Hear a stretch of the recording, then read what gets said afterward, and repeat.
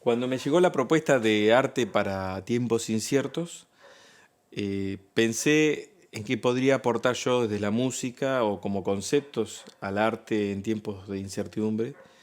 Y enseguida se me vino un pasaje del Nuevo Testamento de Hebreos 11 que habla de la fe, que dice que es la certeza de lo que se espera, la convicción de lo que no se ve. Así que me pareció interesante transmitir estos conceptos desde la música. El problema era que era un texto y tenía que transmitirlo o cantando o de alguna otra forma. Y cantando yo no soy buen cantante ni iba a conseguir a alguien que cantara. Así que pensé en algo que siempre me gustó usar, que es el código Morse, como un lenguaje que a la vez tiene implícito sonidos, pero también tiene implícito texto. Así que empecé a desarrollar la idea del Morse como guía de toda la música que iba a hacer, como si fuera la letra principal. Y entonces empecé a investigar sobre Morse y fue interesante descubrir que Samuel Morse, que inventó este código, era un artista, era un pintor, y sin embargo tuvo un impacto sobre la tecnología que hoy conocemos como las telecomunicaciones, ¿no? Fue uno de los pioneros, si no el pionero más importante que tuvimos a lo que hoy llamamos las redes sociales, etcétera. Y bueno, empecé a traducir el código Morse y representarlo en código musical y en buscar generar un alfabeto musical y a partir de ahí empezar a traducir las ideas que quería poner. La segunda idea que me apareció fue por investigar lo que hizo Morse fue en 1844, él transmitió el primer mensaje de un punto a otro en Estados Unidos y, y el primer mensaje que él transcribió en Morse o pasó fue un pasaje que está en el Antiguo Testamento que dice lo que Dios ha creado. Así que ahí encontré una nueva coincidencia bíblica entre la idea que me había venido a mí más la que usó Morse y dije, bueno, no es casualidad. Así que a partir de ahí empecé a profundizar más esas ideas. Y, y la otra cosa que me apareció en relación a la incertidumbre fue el concepto de conocimiento o información y verdad, que es algo que en esta época de crisis entra en juego, ¿no? Vivimos rodeados en un momento donde estamos llenos de desinformación, de saturación de la información y de fake news, donde se hace cada vez más complejo saber realmente quién tiene la razón o cuál es la verdad sobre algún punto, y eso empieza a generar incertidumbre.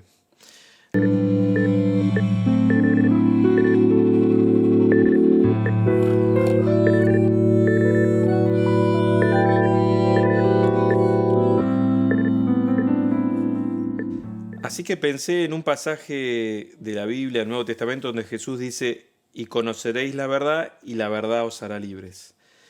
Y pensé que era interesante sumar la idea de que el saber la verdad nos generaba la verdadera libertad, a pesar de que hoy estamos en un mundo o una situación donde parecería que estamos restringidos de muchas libertades. Hay una libertad más profunda que es la que nos da justamente el saber la verdad. Y también pensé en homenajear un poco a otro inventor o gran creador que fue Gutenberg con la imprenta, porque creo que Gutenberg fue el que abrió este camino a la información, al conocimiento, generando una tecnología que multiplicaba el acceso a la información. Y justamente lo primero que eligió él, una de las primeras cosas fue imprimir la Biblia en alemán, y consolidó una tipografía que aún 500 años después seguimos teniendo dentro de nuestra tecnología más moderna. Desde ese momento, bueno, el oscurantismo, por decir así, empezó a abrirse a través del conocimiento, del acceso a esa información. Y como hoy, donde vivimos en un mundo de mucha información, se vuelve a una especie de oscurantismo virtual.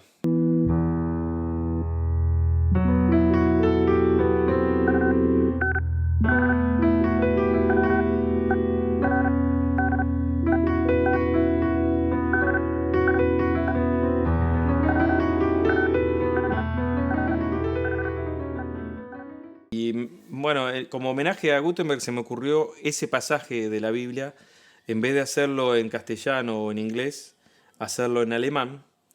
Y de hecho hay una palabra, la palabra que en alemán se dice ahí para conocer, dice conocéis la verdad, es una palabra que tiene un significado más profundo que significa convertirse a la verdad, que implica como un esfuerzo propio de uno de tener que hacer algo con esa información, con ese conocimiento, ¿no?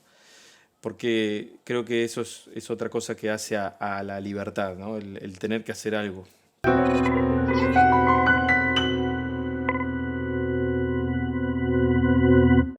No es lo mismo decirlo en alemán, en inglés o en castellano, porque los sonidos en el Morse empiezan a ser diferentes. Y empecé a jugar con esos sonidos que se producían, con esos ritmos. Y bueno, desde lo técnico musical, eso podría entrar dentro de un serialismo, que también siempre me interesó, el serialismo como un movimiento, pero que a la vez me gustaba la idea de que sea un serialismo con un estilo propio, así que traté de buscar que dentro de ese condicionamiento de los sonidos pudiera tratar de manifestar mi propia forma de hacerlo.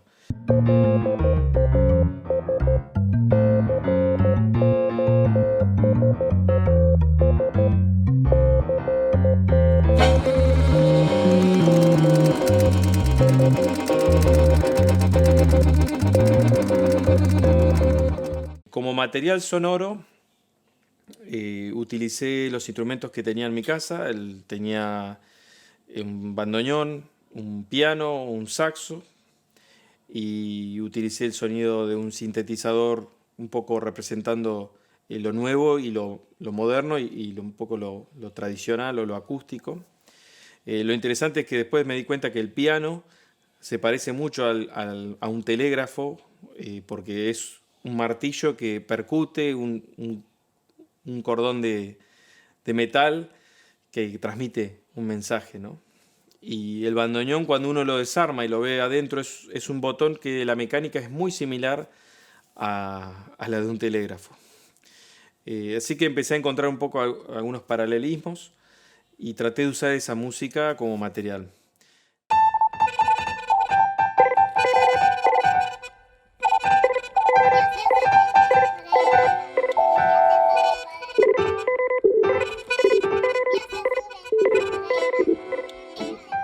Luego se me ocurrió otro pasaje escrito en un libro que se llama Doctrina de Convenios, que está escrito en gran parte por José Smith, que fue para mí un gran buscador de conocimiento y de verdades.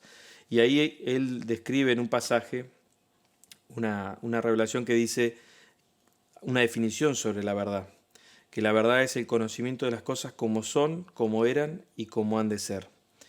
Así que ahí completé los textos con ese último texto donde me propuse hacer una sección donde describo el pasado, el presente y el futuro, que a la vez coexisten y que a la vez se empiezan a complejizar, como sucede con la verdad, porque en ese promedio entre el pasado, presente y futuro que hacen a un todo, bueno, traté de meter toda la información posible ahí, representando un poco que la verdad generalmente es algo complejo, pero que a la vez se puede decodificar.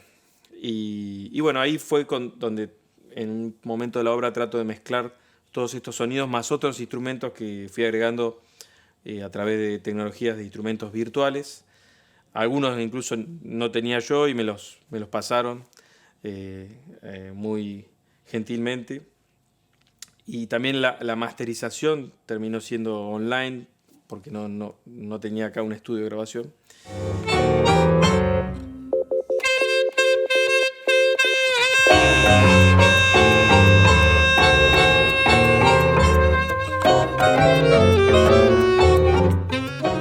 Espero que pueda ser una propuesta que sirva para reflexionar y que abra otras ideas y pensamientos, y también que sea una música para disfrutar.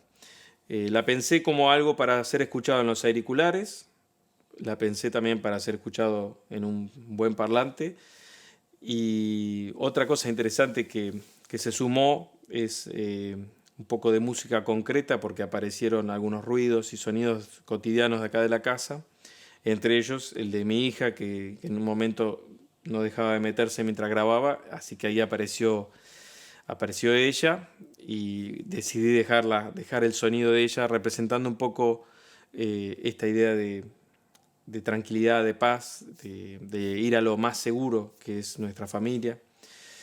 Y luego tratar de generar un poco de caos con un lenguaje que traté de usar algunos elementos que siempre me gustaban de Oliver Messiaen, como son los modos de transposición limitada y también lo que se llama eh, ritmos no retrogradables, que consisten en ritmos que por más que uno lo dé vuelta, suenan igual.